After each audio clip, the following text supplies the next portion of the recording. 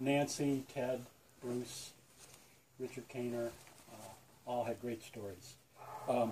There was one from Judith, and when I did the previous memorial service, I talked about how caring Lance was. And having read all those emails, the one that said the best was Judith Abusa. It says, in addition to all the fond memories of Lanny's fun and riotous activities, I want to mention the side of him that was quiet and reflective. On the right occasions, he could listen deeply and also share his inner feelings. He could be thoughtful, supportive, and quite insightful. He has much enriched my life in these ways, too. So I miss his giant, generous heart. And I think, you know, those of us who knew him knew that in spite of all the crazy stories, there was a caring side to Lance. He used to call our cat Blimp because she was overweight.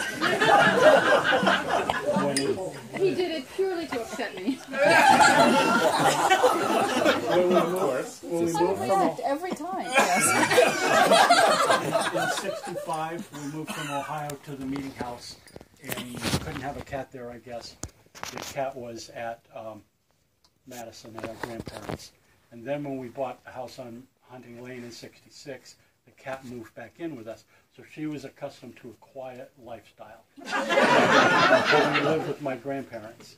And Lance, when he hit the door, would yell, "Blimp!" And the cat would be like in the next county. And he called, Uncle Ace was bald since he was in his 20s, so he heard every bald joke there ever was. But Lance would call him Chrome Dome.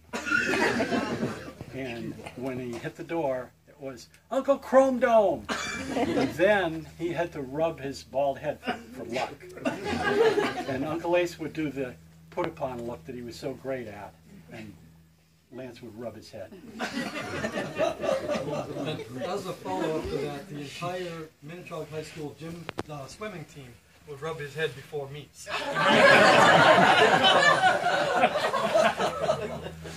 Oh, he was also a master of the sidekick. I don't know if that's what it's called.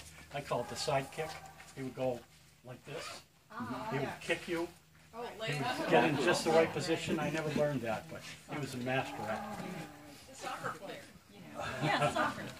We probably have some people who can do that.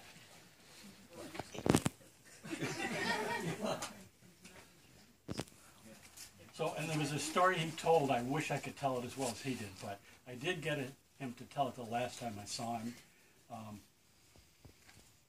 They were at Granville, and Aunt Gracia had made lunch, and of course when you make lunch you want everybody to come and eat it, and nobody was coming in. And Uncle Jack Kaner said, "I'll get them in here, sis." And Gracia was skeptical, but she said, "Go ahead."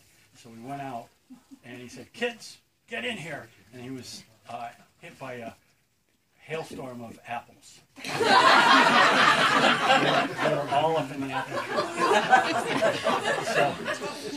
tree. So that's when my grandfather and Uncle John, to many of you, went out and said, "Kids, get in here," and they went in instantly.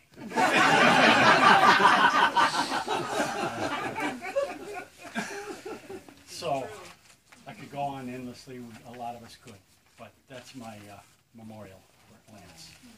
Thank you.